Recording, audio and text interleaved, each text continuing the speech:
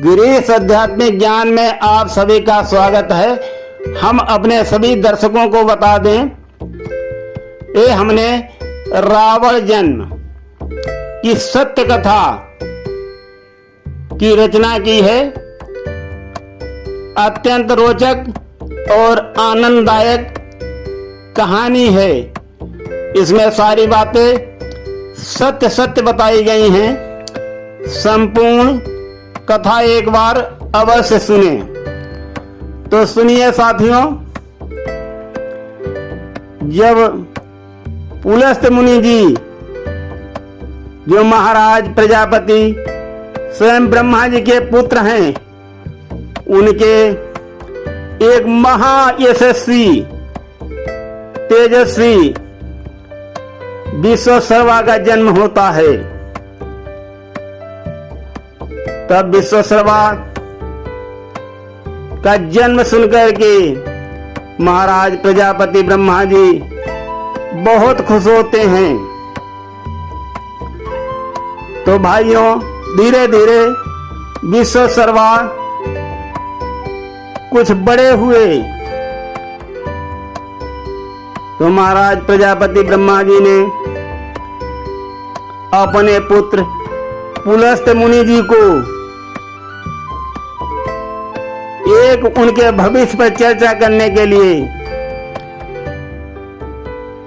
सूचित किया और एक महासभा बुलाई।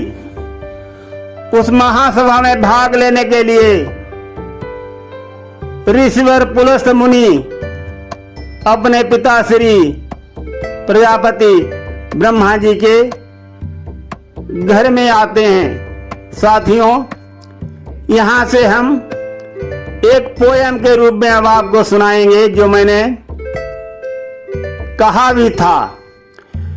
एक बार प्रजापति ब्रह्मा जी ने मुनिवर पुलस्त को बुलवाया, कुछ खास विषय की चर्चा पर आमंत्रण उनको भिजवाया। उस विशेष सभा में सम्मिलित होने मुनिवर पुलस्त जी आते हैं। महाप्रतापी पुत्र साथ में विश्वशर्मा को लाते हैं। अति ओजस्वी पौत्र देख विधि ने खुशी मनाई है।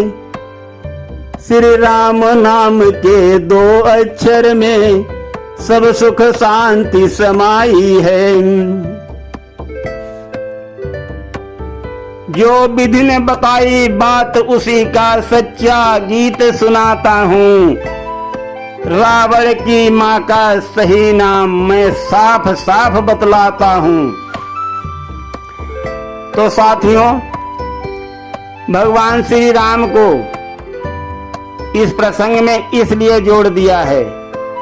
आगे सुनना, कहानी अत्यंत रोचक है, क्योंकि भगवान श्री राम ने इनका उद्धार करने के लिए ही जन्म लिया है खासकर। साथियों, इसलिए भगवान श्री राम का नाम जोड़ना अति आवश्यक है। और महामहिम विश्वशर्मा जी, वो भी बहुत बलशाली और अच्छे इंसान थे। आगे सुनते रहना, सारा भेद आपको पता चलेगा कि करे कोई भरे कोई। तो सुनते रहिए। विश्वशर्मा का हाथ देख विधि ने चर्चा आरंभ किया। देखा भविष्य सब भली भांति, फिर बतलाना प्रारंभ किया। दोस्तों, अपने पौत्र का हाथ दे करके ब्रह्मा जी बतलाते हैं, सुनिए। ज्ञानवान बलवान महाअति उज्जवल कीर्ति तुम्हारी है। अब गुण भी 2-4 लिखे, ये वाणी सत्य हमारी है। अपने सुपुत्र का हाथ परख विधि ने सब बात बताई है, श्री राम नाम के 2 अक्षर में सब सुख शांति समाई है। सबको सच्ची बात बताकर सब संदेह मिटाता हूँ।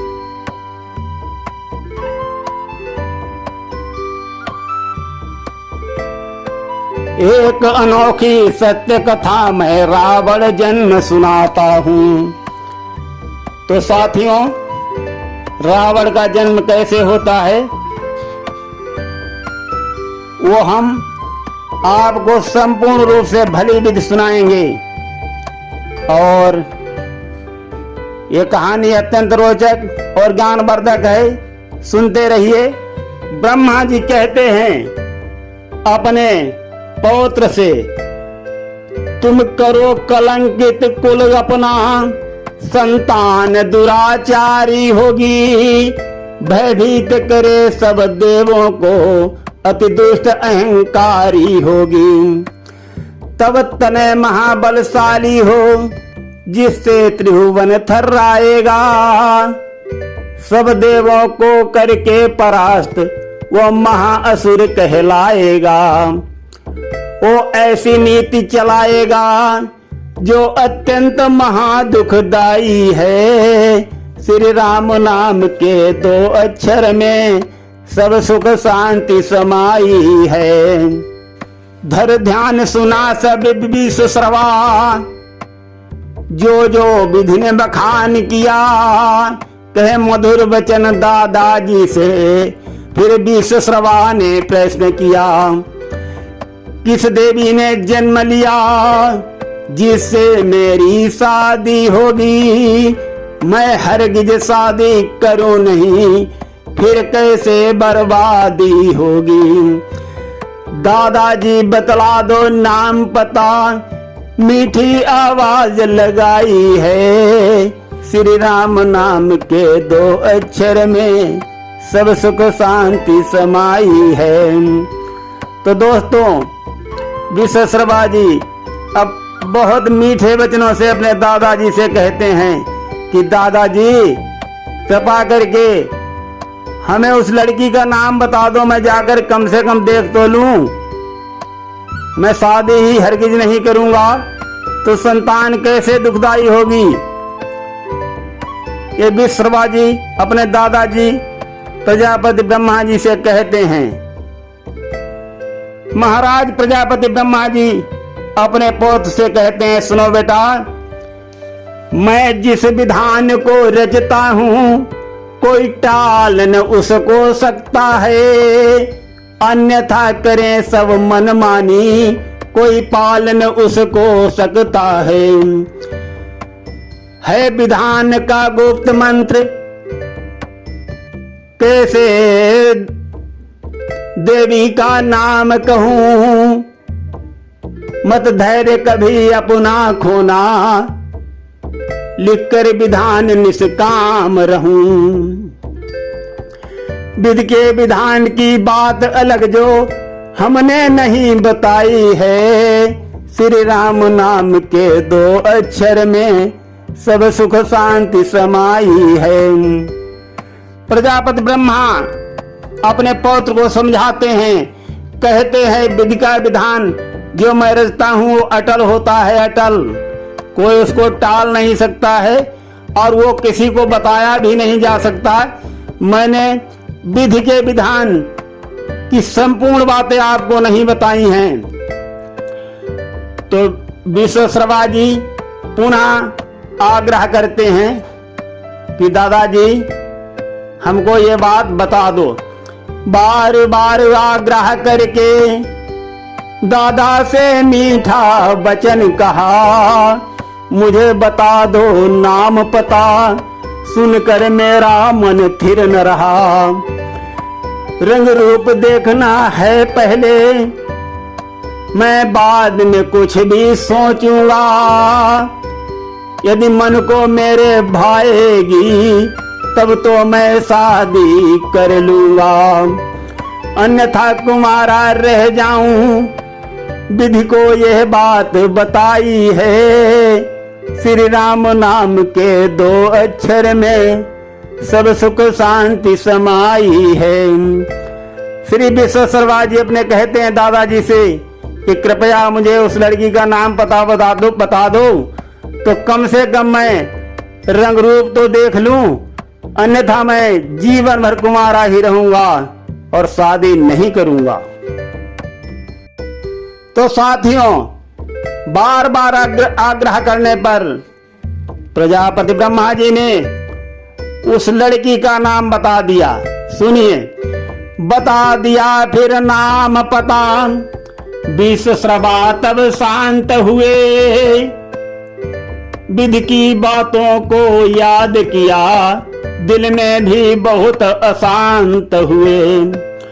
सोच रहे हैं मन ही मन, कैसे यह कर्म किया जाए, नाम मिटा दूं देवी का, जी का जंजाल निपट जाए। यही सोच करके मन में ऐसी युक्ति लगाई है, श्री राम नाम के 2 अक्षर में सब सुख शांति समाई है। तो साथियों, विश्वेश्वर जी सोच रहे हैं कि दादाजी की बात तो गलत नहीं हो सकती, जो विधि के विधान में है वो कभी गलत नहीं हो सकता। तो अब मैं ये सोचूं कि कैसे उस देवी को खत्म किया जाए जिससे मेरी शादी होने वाली है। तो वो उपाय सोच रहे हैं, आगे सुनते रहिए। साथियों, विश्वेश्वर ने उपाय सोच लिया। वो सोच रहे हैं कि भिक्षुक का भेष बनाकर मैं घर में उसके जाऊंगा, जब भिक्षा देने आएगी तत्काल पकड़ कर लाऊंगा, करके समाप्त उस देवी को गंगा के बीच बहा दूंगा, पहले उसका नाम मिटाऊं, सांस चैन की तब लूंगा। भिक्षुक बनकर विश्वेश्वर अपनी आवाज लगाई है, श्री राम नाम के 2 अक्षर में सब सुख शांति समाई है। तो साथियों, विश्वेश्वर उसके दरवाजे पे आते हैं साधु का भेष रूप बना करके और कहते हैं, भिक्षा में देहि के शब्द बोल, द्वार पे उसके आए हैं, अति तेजस्वी वाणी सुनकर सब लोग बहुत घबराए हैं। लगे पूछने, हे स्वामी तुमको क्या भिक्षा दी जाए, यदि कुंवारी कन्या घर में हो तो कह दो वो भिक्षा लेकर आए। खुश हुई बहुत सुनकर देवी, वो भिक्षा लेकर आई है, श्री राम नाम के 2 अक्षर में सब सुख शांति समाई है। भाइयों बहनों, विश्वेश्वर जी की महातेजस्वी आवाज सुनकर के वहां के सब लोग डर जाते हैं और पूछते हैं कि स्वामी आपको क्या भिक्षा दी जाए।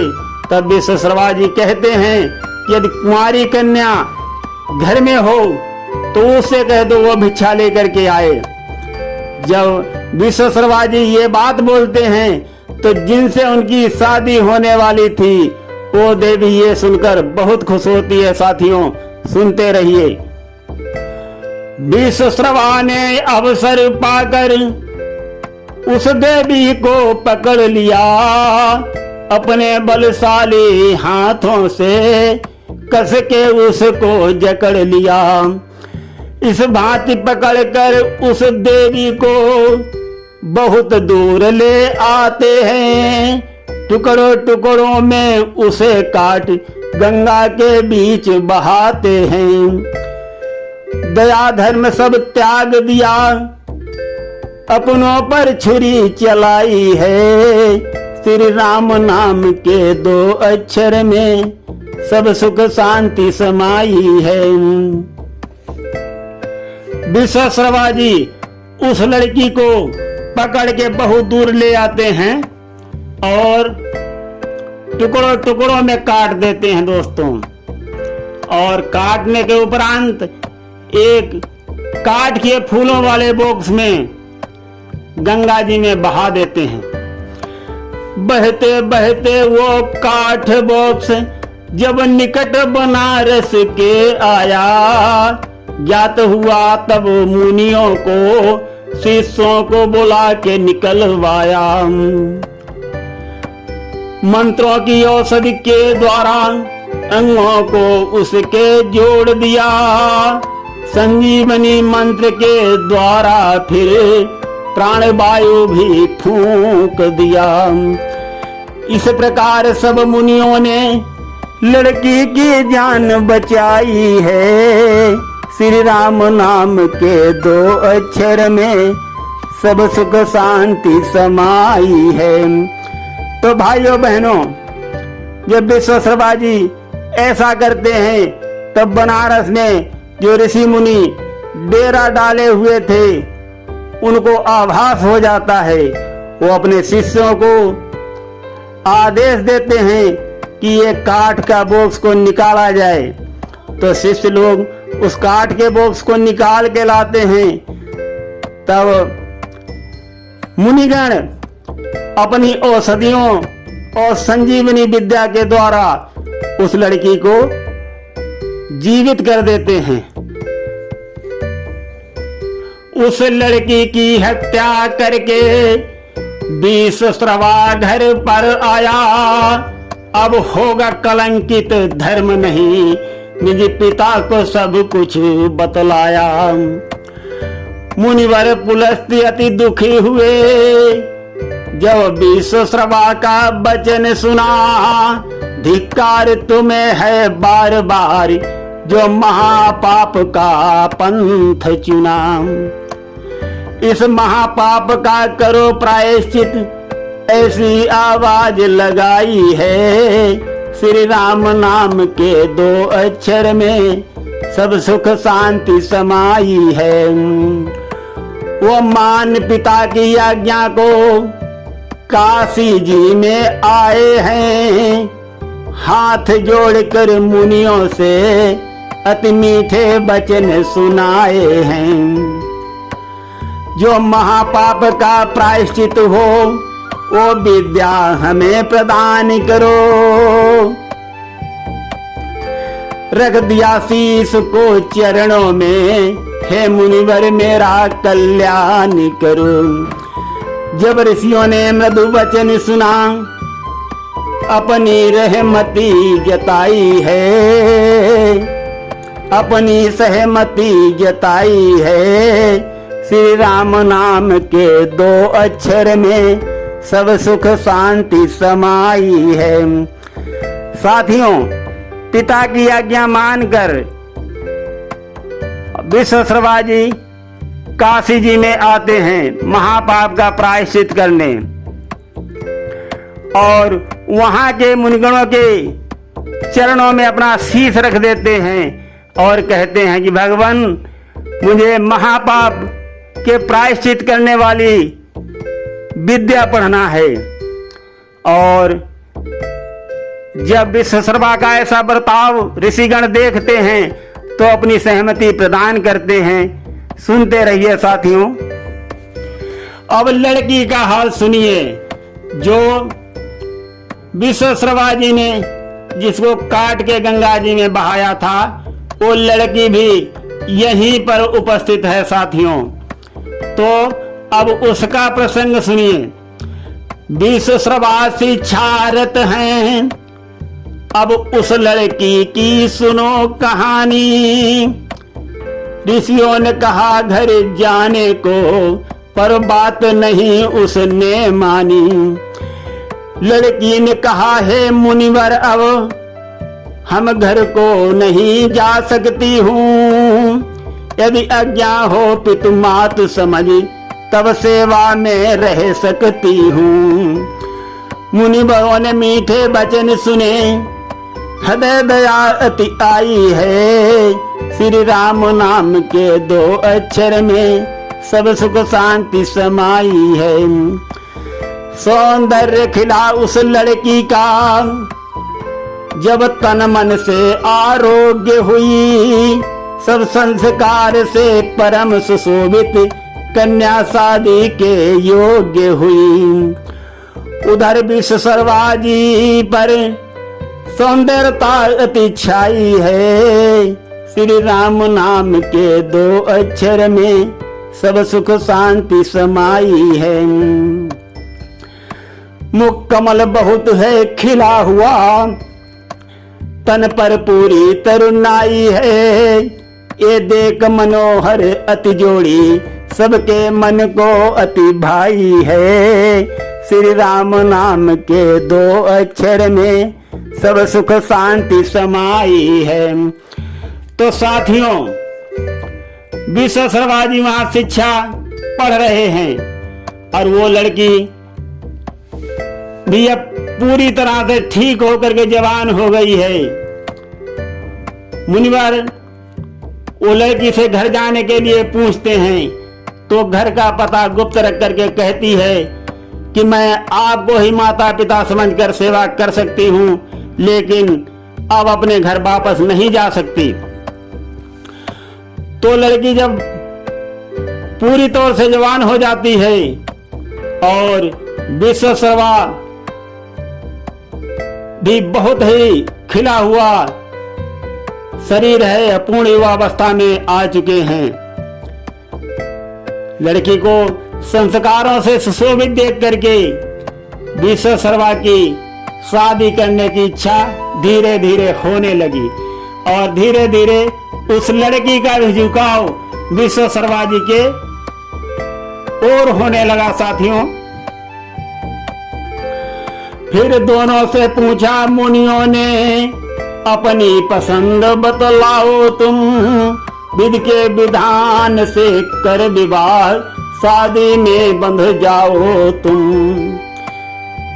ये सलाह हमारी सबकी है, तुम दोनों ने सोचा क्या मन में, खुलकर इच्छा जाहिर कर दो, यदि दोनों के प्यार बसा तन में।